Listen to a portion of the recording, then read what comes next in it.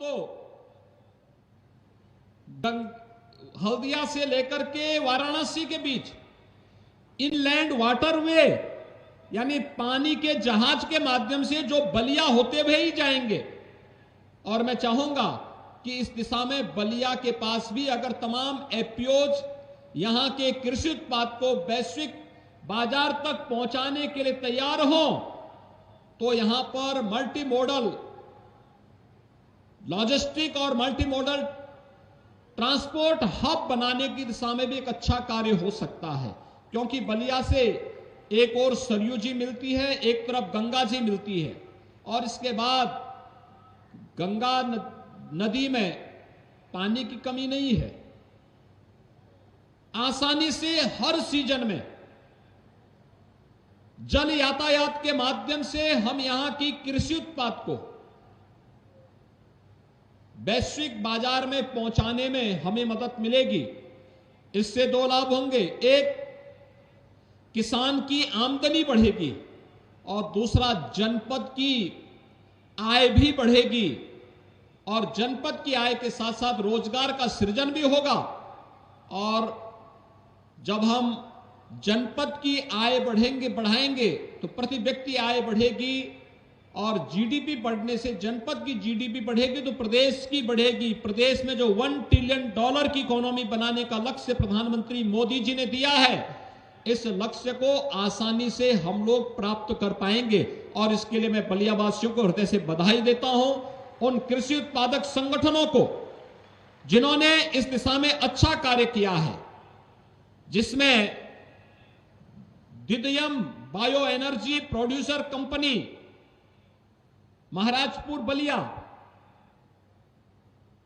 Murali Chhapra maize and banana farmer producer company, Revati progressive farmer producer company, इन सभी को आज यहां पर इस कार्यक्रम में भारत सरकार का पंजीकरण प्रमाण पत्र भी आज यहां पर प्रदान किया गया है। अब आपने देखा होगा मंच पे मैंने उनको एक एक प्रमाण पत्र भी उपलब्ध करवाए हैं और मैं यहां के जिला प्रशासन से कहूंगा कि हमें इस दिशा में अन्य कृषक उत्पादक संगठनों को तैयार करना चाहिए।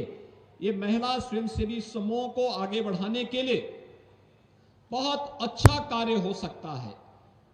महिला सशक्तिकरण की दिशा में, उन्हें स्वावलंबन की दिशा में आगे बढ़ाने के लिए इसकी बड़ी भूमिका हो सकती है और इस दिशा में हम सबको त्वरित गति से कार्यक्रम को आगे बढ़ाना चाहिए। और आज कार्यक्रम यहां पर संपन्न हुआ है। भाइयों बहनों, इसके साथ ही आज यहां पर तमाम परियोजनाओं का जो शिक्षा है, स्वास्थ्य है, पेयजल है, कृषि है, पर्यटन और सड़क से संबंधित परियोजनाएं हैं, इन सबके लोकार्पण और शिलान्यास का भी कार्यक्रम आज यहां पर संपन्न हुआ है। बलिया विकास की प्रक्रिया के तहत तेजी के साथ आगे बढ़ता हुआ एक प्रदेश का सीमावर्ती जनपद माना जाता है। इसके बाद बिहार की सीमा प्रारंभ हो जाती है। स्वाभाविक रूप से यहां का विकास हो, जितनी यहां पे प्रतिभा है, ऊर्जा है, जितना पोटेंशियल है, उसका भी हम लोगों ने बहुत कम उपयोग किया है। मेरा ये मानना है यहां के किसान थोड़ी और मेहनत कर लेंगे, तकनीक का उपयोग खेती किसानी के रूप में कर लेंगे, इस आमदनी को कई गुना बढ़ाया जा सकता है। यहां पर थोड़े और प्रयास होंगे, इनलैंड वाटरवे का उपयोग हो जाएगा, क्योंकि यहीं से वाराणसी का रूट भी जाता है। हल्दिया टू वाराणसी बाया बलिया होते हुए है। हमें बलिया के इस रूट का उपयोग करना चाहिए। हजारों नौजवानों को यहीं पे नौकरी और रोजगार मिल जाएगा। हजारों लोगों को यहां पे स्थानीय स्तर पर रोजगार और नौकरी मिलेगी। बलिया के नौजवानों को नौकरी और रोजगार के लिए प्रदेश और देश के किसी अन्य कोने में नहीं जाना पड़ेगा, बल्कि देश और दुनिया अपनी नौकरी और रोजगार के लिए बलिया के अंदर आने के लिए मजबूर होगी। इस प्रकार की परिस्थितियां बलिया के अंदर पैदा करने की आवश्यकता है और इसमें कृषक उत्पादक संगठन एक बड़ी भूमिका का निर्वहन कर सकते हैं। और मैं इसके लिए आह्वान करूंगा, एक अच्छी शुरुआत हुई है, इस अच्छी शुरुआत को और अच्छे ढंग से आगे बढ़ाने की आवश्यकता है।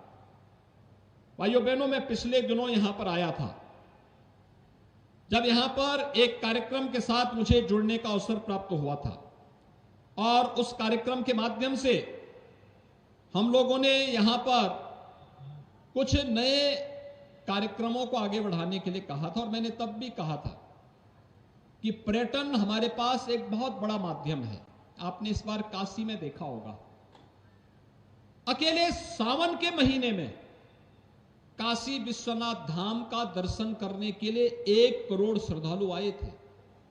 1 करोड़ श्रद्धालु का मतलब होटल का व्यवसाय भी खूब फला फूला,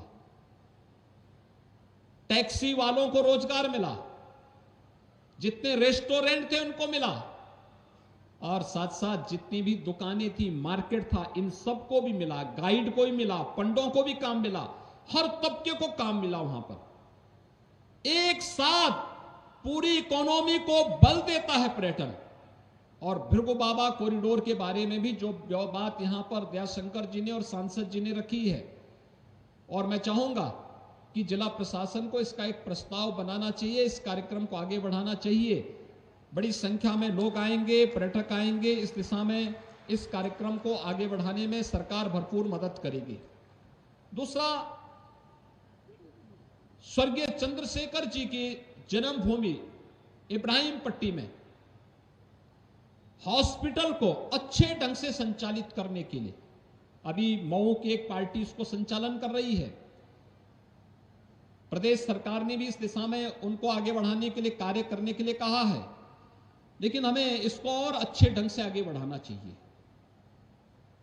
वहां पर काफी संभावनाएं हैं और उन संभावनाओं को, डॉक्टर की संख्या बढ़ाना, शासन की और आयुष्मान भारत और मुख्यमंत्री जन आरोग्य योजना से जुड़े हुए सभी कार्यक्रमों को उसके साथ जोड़ना, और बलिया के अंदर अपना मेडिकल कॉलेज भी बने, इसके लिए भी मेडिकल कॉलेज के लिए जगह को चिन्हित करते हुए ठोस प्रस्ताव समय पर प्रदेश सरकार के पास पहुंच जाना चाहिए, जिससे इस कार्यक्रम को आगे बढ़ाने में मदद मिल सके।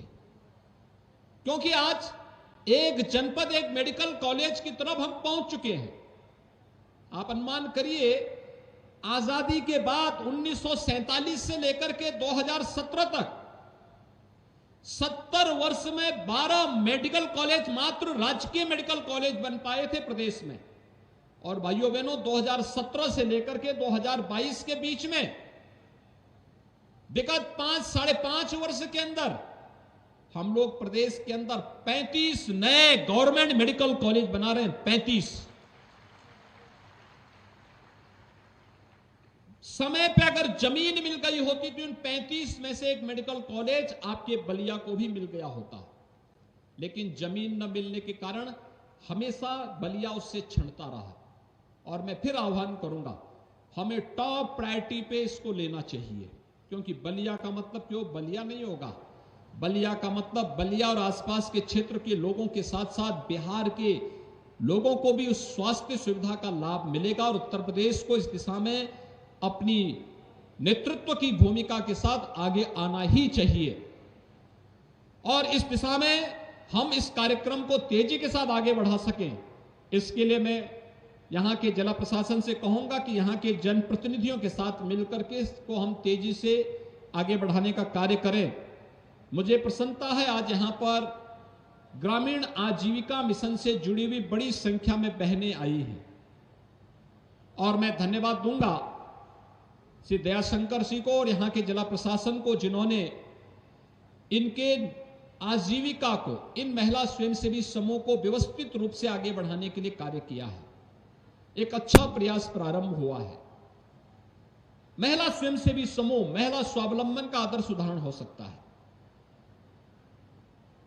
इसमें जो रिवॉल्विंग फंड जाना है, इसमें तत्काल उन्हें उपलब्ध हो जाए, इनके प्रशिक्षण की व्यवस्था हो जाए, टूल किट उपलब्ध कराने की कार्रवाई को भी हम तेजी के साथ आगे बढ़ा लें, और महिला स्वयंसेवी समूहों को हम मिल्क प्रोड्यूसर के साथ भी जोड़ सकते हैं। मिल्क प्रोड्यूसर के साथ ही यहां पर तमाम महिला स्वयंसेवी समूहों को पोषण मिशन के साथ भी जोड़ने का कार्य हमें करना चाहिए। जो गांव में बाल विकास और पोषाहार विभाग के द्वारा गर्भवती महिलाओं को, किशोरी कन्याओं को, कुपोषित नवजात शिशुओं को पोषाहार दिया जाता है। हम लोगों ने पूरे प्रदेश के लिए क्रांतिकारी कदम उठाते हुए ये पूरा कार्यक्रम महिला स्वयंसेवी समूह को सौंप दिया है कि इसमें भ्रष्टाचार की बू ना आने पाए, इसके लिए महिला स्वयंसेवी समूह इस कार्यक्रम को आगे संचालित करेंगे। महिला स्वयंसेवी समूह चाहे तो इस दिशा में बहुत अच्छा कार्य कर सकती है। मैं आपके सामने 2 उदाहरण दूंगा। 2019 में मुझे झांसी जनपद में जाने का अवसर प्राप्त हुआ था और जब झांसी में मैं गया था तो झांसी में आप आश्चर्य करेंगे कि झांसी में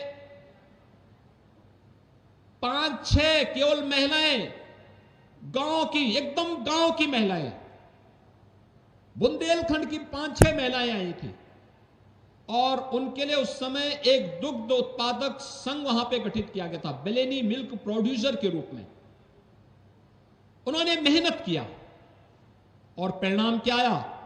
आज उनकी संख्या बढ़कर के 41,000 है और वे कितने का वहां पर व्यवसाय करती हैं? 150 करोड़ रुपए सालाना व्यवसाय करती है और 14 से 15 करोड़ रुपए का सालाना प्रॉफिट भी कमाती है।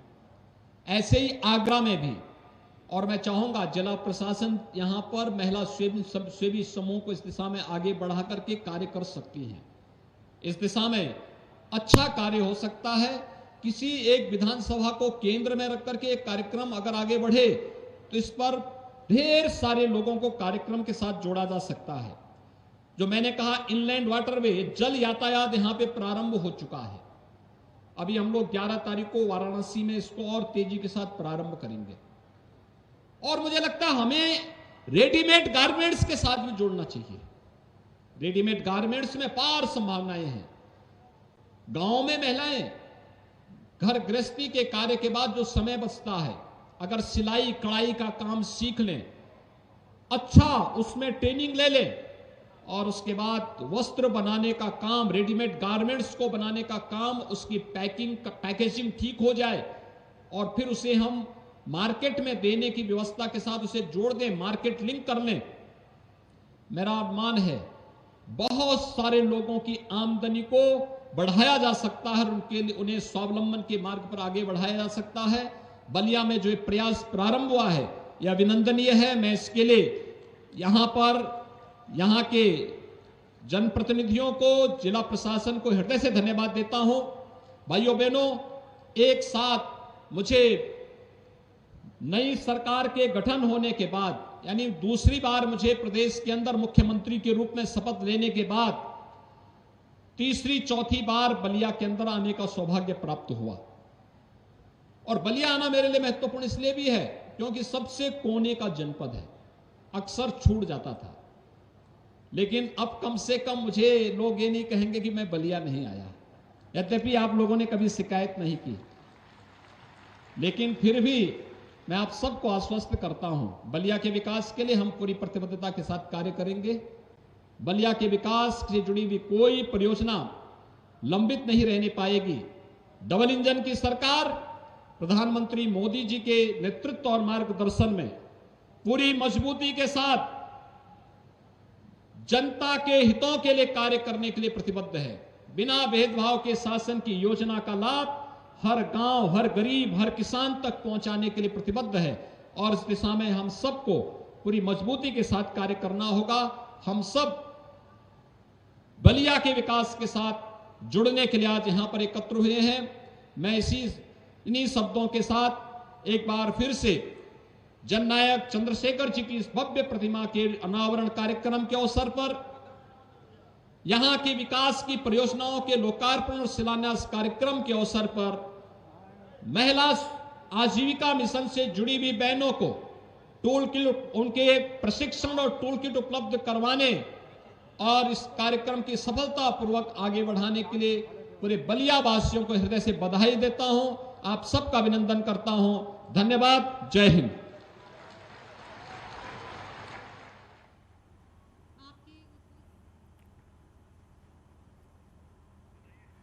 तो अभी आपने सीएम योगी आदित्यनाथ को सुना है। सीएम योगी आदित्यनाथ बलिया के दौरे पर हैं।